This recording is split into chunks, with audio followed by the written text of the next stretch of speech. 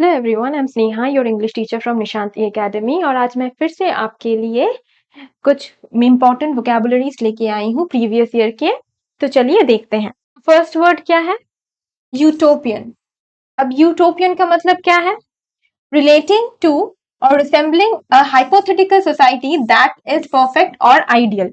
ठीक है, तो यूटोपियन का मतलब क्या है? कोई हाइपोथेटिकल जो रियल नहीं है, कोई हाइपोथेटिकल सोसाइटी है जो बहुत ही परफेक्ट है, जहाँ पे कोई क्राइम नहीं है, सब एक दूसरे की इज्जत करते हैं, जहाँ पे कोई कास्ट सिस्टम या कुछ तरह का कोई सोशल सिस्टम नहीं है, सोशल स्ट्रक्चर नहीं है। तो ऐसे वर्ल्ड को, एक ऐसे सोसाइटी को यूटोपियन सोसाइटी बोलते हैं। ठीक है, उस हिसाब से तब यहाँ पे यूटोपियन जो वर्ड है वो यूज होता है।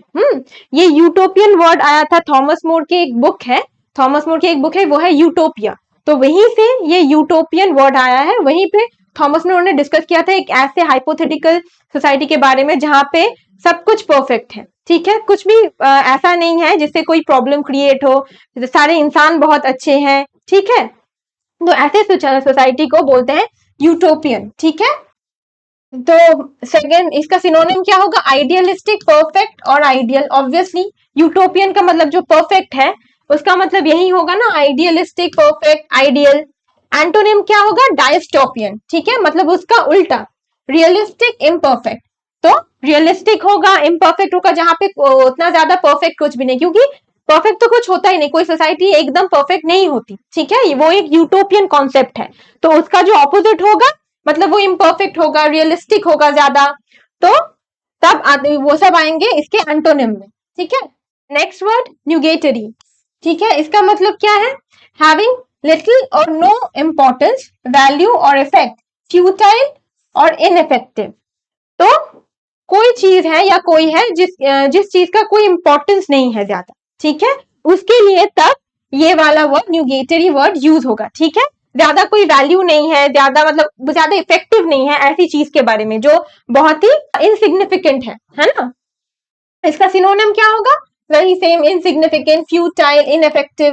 ठीक है, जो बहुत ज्यादा जरूरी नहीं है, जिसका कोई ज्यादा इंपॉर्टेंस नहीं है, उन सारी चीजों के लिए ये न्यूगेटरी जो वर्ड है उसका इस्तेमाल होता है। ठीक है, एंटोनिम क्या होगा? Significant, obviously, effective, important. तो ये होगा इसका एंटोनिम। ठीक है, नेक्स्ट कॉन्वर्स्ड। तो कॉन्वर्स्ड का मतलब क्या है? ये इंपॉर्टेंट वर्ड है। ठीक है, ये भी याद रखिएगा, ये इंपॉर्टेंट वर्ड है। मीनिंग एक्सपीरियंसिंग और कैरेक्टराइज बाय वायलेंट और अनकंट्रोल्ड मूवमेंट और ग्रेटली डिस्टर्ब और एजिटेटेड। तो जब कोई इंसान कुछ ऐसा एक्सपीरियंस करता है, ठीक है, जिससे उसे बहुत गुस्सा आए, ठीक है, जो उसके कंट्रोल में ना रहे, तब ये टर्म यूज होता है कॉन्वर्स्ड। ठीक है, characterise by violent and uncontrolled movement, तो बहुत ही वायलेंट हो जाता है गुस्से में। ठीक है, कुछ कंट्रोल नहीं रहता खुद को, मतलब कोई सिचुएशन ऐसी आई है कि वो बहुत एजिटेटेड है, बहुत गुस्सा है, उसके अपने अपने ऊपर कोई कंट्रोल नहीं है, तब आता है ये कॉन्वर्स्ड जो वर्ड है वो। ठीक है, सिनोनिम क्या होगा? एजिटेटेड, वायलेंट, टर्ब्यूलेंट, ये सब आएंगे उसके सिनोनिम्स। ठीक है, एंटोनिम्स क्या होंगे? काम, सीरीन, पीसफुल। तो ऑब्वियसली ये पीसफुल, सीरीन, काम ये सब ही होगा इसका एंटोनिम। तो ये चीज आपको याद रखनी है, ये इंपॉर्टेंट वर्ड है। हाँ, इसे बार बार पढ़िएगा। नेक्स्ट देखते हैं फ्लाउंडर्ड। फ्लाउंडर्ड का मतलब क्या है? फ्लाउंडर्ड का मतलब स्ट्रगलिंग और मूविंग क्लमजीली और फेलिंग टू मेक प्रोग्रेस। तो जो बहुत आलस के साथ धीरे धीरे, मतलब स्टेप बाय स्टेप, ज्यादा स्पीड में जो इंप्रूव नहीं करता, या कुछ मतलब कोई काम दिया गया है वो आप बहुत धीरे धीरे से कर रहे हैं, ज्यादा इंप्रूवमेंट नहीं हो रही, बहुत ही स्लो इंप्रूवमेंट हो रही है। ठीक है, तो उसके लिए ये फ्लाउंडर्ड वर्ड तब यूज होता है। ठीक है, फेलिंग टू मेक प्रोग्रेस, जब आप कोई काम बहुत ही धीरे धीरे करते हो तो उसका कोई प्रोग्रेस होता है? नहीं होता है ना, ज्यादा प्रोग्रेस नहीं हो पाता। ठीक है, इसीलिए उसके लिए ये वर्ड यूज होता है। ठीक है, इसका सिनोनिम क्या होगा? Struggled, stumbled, faltered. तो ये सब इसका सिनोनिम होगा, है ना। और एंटोनिम क्या होगा? Succeeded, thrive, progress. तो ऑब्वियसली यही होगा इसका एंटोनिम, है ना। जब कुछ चीज प्रोग्रेस करने से ज्यादा प्रोग्रेस नहीं कर पाती, ठीक है, अपनी क्लमजी एक क्लमजी और स्लो मूवमेंट की वजह से वो जब ठीक से प्रोग्रेस कोई काम आप बहुत ही स्लोली कर रहे हो, ठीक है, वो ज्यादा प्रोग्रेस नहीं हो पा रहा है ना, तो उसका एंटोनिम जरूर होगा succeeded, thrive, progress, obviously. Next देख लेते हैं कॉम्प्लिसेंट। इसका मतलब ये भी एक इंपॉर्टेंट वर्ड है, ठीक है, इसे भी याद रखिएगा, ये भी आता है बहुत। तो मीनिंग क्या होगा, सेल्फ सेटिस्फाइड और smug, often to the point of being unaware of the potential problems and danger. कभी कभी क्या होता है, शायद आपने कोई मैच जीता या कुछ एग्जाम में कुछ अच्छा किया, आप बहुत ही सेल्फ सेटिस्फाई हो जाते हो कि हाँ मैं तो बहुत अच्छा कर, मतलब बहुत ज्यादा ओवर कॉन्फिडेंस हो जाना, अपने ऊपर बहुत ज्यादा सेटिस्फेक्शन आ जाना। जब बहुत ज्यादा सेटिस्फेक्शन आ जाए आपके खुद के काम को लेके आपको, फिर आपको क्या कुछ अच्छा कर, और भी ज्यादा इंप्रूव करने की कोई चाह नहीं रहती है ना, तो ये एक डेंजर है, ठीक है। तब क्या होता है, तब उल्टा होना स्टार्ट कर देते, आप इतना ज्यादा ओवर कॉन्फिडेंट हो गए कि उसके बाद आपका काम ठीक से नहीं हो रहा है ना। तो इसीलिए बहुत ज्यादा सेल्फ सेटिस्फाइड होना भी अच्छी बात नहीं है कि वो बहुत ये काम करके वो खुद ही को बहुत, हाँ मैंने तो बहुत अच्छा काम किया है, वो पहले से ही बहुत सेटिस्फाइड हो गया है, पर ये एक इसका डेंजरस साइड भी है, ठीक है। तभी आता है ये वर्ड कॉम्प्लेसेंट, ठीक है, खुद ही बहुत ज्यादा सेल्फ सेटिस्फाइड हो जाना, ठीक है। तो ये है कॉम्प्लेसेंट। सिनोनिम क्या होगा, सेल्फ सेटिस्फाइड, स्मग, कॉन्टेंटेड, ठीक है, कॉन्टेंटेड ये होगा इसका सिनोनिम। एंटोनिम क्या होगा, डिससैटिस्फाइड, ऑब्वियसली डिससैटिस्फाइड ही होगा। कंसर्न, अलर्ट, तो ये होगा इसका antonym. Now come to the next, brevity. अब ये इसका मीनिंग क्या है, ठीक है, the quality of being brief और कॉन्साइज इन एक्सप्रेशन और ड्यूरेशन। तो कभी कभी क्या होता है, कुछ लोग होते हैं या कुछ लिखा आपने, तो आपने बहुत ब्रीफली वो एक्सप्रेस किया है, ज्यादा बढ़ा चढ़ा के नहीं बोला है, एक चीज को बहुत ही ब्रीफ में आपने समझा दिया है, टू द पॉइंट, ठीक है। तो उसके वो एक्सप्रेशन के लिए यहाँ पे ब्रेविटी ये वर्ड यूज होता है, ठीक है। सिनोनिम क्या होगा, कॉन्साइसनेस, टर्सनेस, ठीक है, ब्रीफनेस। हाँ, एंटोनिम क्या होगा, वर्बोसिटी, लेंथीनेस, प्रोलेक्सिटी, मतलब जो चीज बहुत लेंथी लिया, बहुत बड़ा करके आप समझा रहे हो, ठीक है, शॉर्ट में आप समझा नहीं पा रहे इंपॉर्टेंस जो चीज है, तब आता है, ये सारे आते हैं इसके एंटोनिम्स, ठीक है। नेक्स्ट देखते हैं, नेक्स्ट डेरिजरी। इसका मीनिंग क्या है, कॉन्टेम्पचुअसली मॉकिंग और scornful, often express through ridicule और डेरिजन। तो ये क्या है, कभी कभी होता है क्या ना, कि कोई आपको मॉक करके कोई चीज आपको बोल रहा है, हो सकता है कोई दोस्त भी, ठीक है, आपका मजाक उड़ा रहा है, किंतु वो नहीं देख रहा है कि आपका मजाक उड़ाते रहते वो आपको इंसल्ट भी कर रहा है ना। तो तब जब आपको कोई रिडिक्यूल करने के लिए, कुछ एक्सप्रेस करने के लिए आपको, मतलब मॉकिंगली कोई रिडिक्यूल करे या कोई कुछ ऐसा सुना दे, तब आता है ये डेरिजरी वर्ड, ठीक है। सिनोनिम क्या होगा, मॉकिंग, स्कॉर्नफुल, कॉन्टेम्पचुअस। एंटोनिम क्या होगा, रिस्पेक्टफुल, एडमायरिंग, प्रेजिंग, तो ऑब्वियसली यही इसका एंटोनिम होगा, जब कोई आपको प्रेज करे, आपके लिए रिस्पेक्टफुल हो। ये किसी को मॉक करना, मॉक करके उसे छोटा दिखाना, ये तो अच्छी बात नहीं है ना, वो बहुत ही डिसरिस्पेक्टफुल चीज है, ठीक है। आप अच्छे से भी किसी को उसकी गलतियां समझा सकते हो, ठीक है, अगर मॉक किए बिना, रिडिक्यूल किए बिना, है ना। तो उसलिए डेरिजरी का जो ऑपोजिट वर्ड है ये होगा रिस्पेक्टफुल, एडमायरिंग, प्रेजिंग, ठीक है।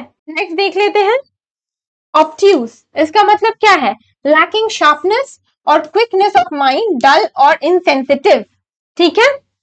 तो कुछ इंसान होते हैं जो ज्यादा शार्प नहीं होते, ठीक है, डल होते हैं थोड़ा, मतलब इनसेंसिटिव, कौन से इमोशनल, बहुत सी चीजों के लिए, कुछ इमोशनल चीजों के लिए भी कोई कोई होता है कि आप उससे कोई अपना कुछ इमोशन शेयर कर रहे हो, वो समझ नहीं पा रहा है ना, वो आपको कुछ ऐसा कुछ बोल रहा है जो बहुत ही जिसकी जो ओपिनियन की आपकी कोई जरूरत ही नहीं है, आप चाहते कि आप उसे वो आपको समझे, ठीक है। इमोशनली उतना ज्यादा इंटेलिजेंट नहीं होता, सिर्फ इमोशनली भी नहीं, कोई भी चीज के लिए हो सकता है कि आप उसे किसी को कोई चीज समझा रहे हैं, वो समझ नहीं पा रहा है, ठीक है। तो उसके लिए हम ये ऑब्ट्यूज वर्ड यूज करते हैं, लैकिंग शार्पनेस और क्विकनेस ऑफ माइंड, डल और इनसेंसिटिव। अच्छे से याद रहिए, क्योंकि नॉर्मली ये ज्यादा इमोशनल, या आप किसी के साथ अपना इमोशन शेयर कर रहे हो या कुछ ऐसा आपके साथ हुआ है, ठीक है, आप उसे समझाने की कोशिश कर रहे हो कि देखो मेरे साथ ऐसा हुआ है, वो समझ ही नहीं पा रहे, वो बहुत इनसेंसिटिव है। ठीक है, सिनोनिम क्या होगा? डल, इनसेंसिटिव, स्लो विटेड। ठीक है, वो समझ ही नहीं पा रहे कि तुम्हें प्रॉब्लम क्या हो रही है। एंटोनिम क्या होगा? शार्प, परसेप्टिव, एस्ट्यूट, ये सब। हाँ, तो शार्प, परसेप्टिव, एस्ट्यूट, ये सब होगा इसका एंटोनिम। अब नेक्स्ट देख ले, ऑब्फ्यूस्केटेड। तो इसका मतलब क्या है? मेड समथिंग अनक्लियर और difficult to understand, often intentionally. ठीक है, तो कभी कभी इंटेंशनली हम कुछ ऐसा लिखते हैं या बोलते हैं जो सामने वाले को समझ में ना आए। ठीक है, वो उसे डिफिकल्टी हो वो चीज समझने में। ठीक है, कुछ जरूरी है मतलब कंफ्यूज कर देना किसी को। ठीक है, आपने खुद से किसी को कंफ्यूज करने के लिए कुछ ऐसा लिखा या कुछ ऐसा बोला कि उसे ठीक से समझ ही ना पाए। ठीक है, तब आता है ये वर्ड ऑप्सी, और फिर तब आता है ये वर्ड ऑब्फ्यूस्केटेड। ठीक है, ऑब्फस्केटेड। ठीक है, तब आता है ये वर्ड ऑब्फस्केटेड। इसका सिनोनिम क्या होगा? Confused, obscured, muddied. ठीक है, ये सारे इसके सिनोनिम। ऑब्वियसली किसी को कंफ्यूज कर देना। ठीक है, कोई कंफ्यूजिंग चीज बोलना इंटेंशनली। एंटोनिम क्या होगा? Clarified, explained, illuminated. तो ठीक से क्लैरिफाई करके सब कुछ समझाना, तब वो सब आएगा इसका एंटोनिम। ठीक है, अच्छे से एक्सप्लेन कर दिया, अच्छे से क्लैरिफाई कर दिया। जब कंफ्यूजन, अगर मैं कुछ पढ़ाऊं उसमें कंफ्यूजन रह जाए, ठीक है, तब ये वर्ड आएगा ऑब्फस्केटेड। और जब कुछ क्लैरिफाई करूं, मैं अच्छे से एक्सप्लेन करके बताऊं, तो वो सब आएगा इसका एंटोनिम। ठीक है, हम देख लेते हैं last word. Last word is abomination. ये भी बहुत इंपॉर्टेंट वर्ड है। ठीक है, ये भी याद रखिएगा, अबॉमिनेशन। इसका मतलब क्या है? Something that causes disgust, hatred और रिवल्शन, an act or thing that is considered vile, wicked और detestable। कभी कभी क्या होता है, कुछ इंसान आपके साथ शायद ऐसा कुछ करे जिसकी वजह से, कुछ बुरा करे जिसकी वजह से आपको उसके लिए बहुत डिस्गस्ट फील हो। हाँ, बहुत ही खराब लगे वो चीज, और आपके नजरों में वो पूरा गिर जाए। ठीक है, क्योंकि आपके साथ उसने ऐसा किया है ना, कुछ ऐसा किया है कि आप उसे और अच्छे से देख ही नहीं पाओगे। ठीक है, एक डिस्गस्ट टाइप की फीलिंग आएगी, एक हेट्रेड आएगा। ठीक है, क्योंकि उसने आपके साथ बहुत ही वीकेड या वाइल, मतलब चालाकी के साथ कुछ किया है आपके साथ। ठीक है, ऐसा भी होता है ना, तब आता है अबॉमिनेशन ये वर्ड। ठीक है, तब अबॉमिनेशन ये वर्ड यूज होता है। इसका सिनोनिम क्या होगा? Detestable, loathsome, repulsion, heinous. तो ऑब्वियसली ये सारे वर्ड्स ही इसके एंड इसके सिनोनिम्स होंगे। एंटोनिम क्या होगा? एडमिरेबल, कमेंडेबल, ठीक है, प्रेज वर्दी। तो अगर कोई ऐसा कुछ करे जो बहुत अच्छा है, ठीक है, बहुत अच्छा काम करे आपके लिए, आप मतलब आपके जिसके हेल्प हो, जिससे आपकी हेल्प हो, तब वो आएंगे ये सारे एंटोनिम, एडमिरेबल, कमेंडेबल, प्रेज वर्दी थिंग्स। ठीक है, तो ये थे आज के 10 वर्ड्स, 10 इंपॉर्टेंट वर्ड्स जो वोकैब्स जो प्रीवियस ईयर्स में आए हैं। ठीक है, मैं अभी से प्रीवियस ईयर के जो वोकैब्स जो इंपॉर्टेंट है वही करवा रही हूँ, ताकि आपके जब आप एग्जाम अटेंड करने जाए तो वो सारे जो वर्ड्स है वो आपको हो गए हो। ठीक है, अगर ये सारे वर्ड्स आप ठीक से कर लोगे तो इससे आपका एक प्रिपरेशन हो जाएगा एग्जाम के लिए। ठीक है, तो ये सारे वर्ड्स जो है ठीक से प्रिपेयर कीजिए, अच्छे से ध्यान में रख के उसे याद कीजिए, उसे लिखिए। ठीक है, मीनिंग तो आपको याद होना ही चाहिए, क्योंकि अगर किसी वर्ड का आपको मीनिंग नहीं पता होगा तो सिनोनिम और एंटोनिम क्या आप कुछ भी नहीं समझ पाओगे, है ना। तो मीनिंग ठीक से याद कीजिए। ऐसे मैंने बोला है कभी कभी एक वर्ड को याद रखने के लिए सिर्फ इस वर्ड को याद, यूटोपियन वर्ड के लिए याद करने के लिए आप सिर्फ एक टर्म को याद कर सकते हैं, हाइपोथेटिकल सोसाइटी, है ना, हाइपोथेटिकल सोसाइटी। इससे आपको समझने में, क्योंकि हमेशा सारे चीजें, अब पूरा मीनिंग, पूरा सिनोनिम, पूरा एंटोनिम सबको याद नहीं भी हो सकता है। एग्जाम के पहले आप रिवाइज कैसे करें?